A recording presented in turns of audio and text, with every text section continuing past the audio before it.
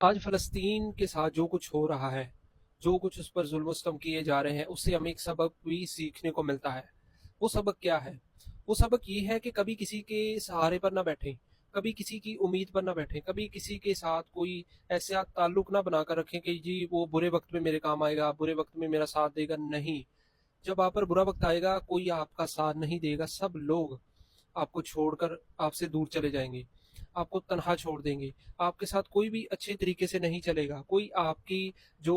درد ہے، تکلیفیں ہیں، انہیں محسوس تک نہیں کرے گا۔ کوئی بھی انسان یہ نہیں دیکھے گا کہ آپ کس درد سے گزر رہے ہیں جب آپ تکلیف میں مبتلا ہوں گے۔ فلسطین پر جتنا بھی ظلم ہو رہا ہے، ہم پوری دنیا اسے دیکھ رہی ہے، لیکن ان کا ساتھ کوئی نہیں دے رہا۔ اس لیے ہمیں بھی یہ سبق سیکھنا چاہیے اس سے کہ اگر ہم لوگوں سے امیدیں لگائیں گے اور یہ گمان رکھیں گے کہ برے وقت میں فلانا میرے کام آ جائے گا، فلانا میرا ساتھ دے گا، برے وقت میں وہ مجھے بچا لے گا، فلانی جگہ سے بچا لے گا، ایسا کچھ نہیں ہوگا۔ لوگ آپ کے ساتھ تب تک ہیں جب تک آپ کے حالات اچھے ہیں، آپ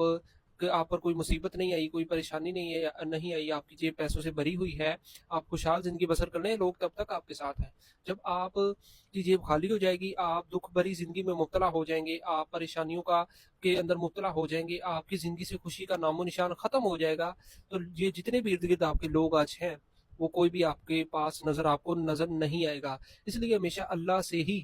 امید رکھیں، اس پر ہی بھروسہ رکھیں، اس سے ہی مانگیں اور اسے ہی اپنا سب سے بہترین ساتھی سمجھیں، اسے ہی اپنا مخلص دوست سمجھیں، کیونکہ وہی ہے، وہ تب مدد کرتا ہے جب کوئی مدد کرنے والا نہیں ہوتا۔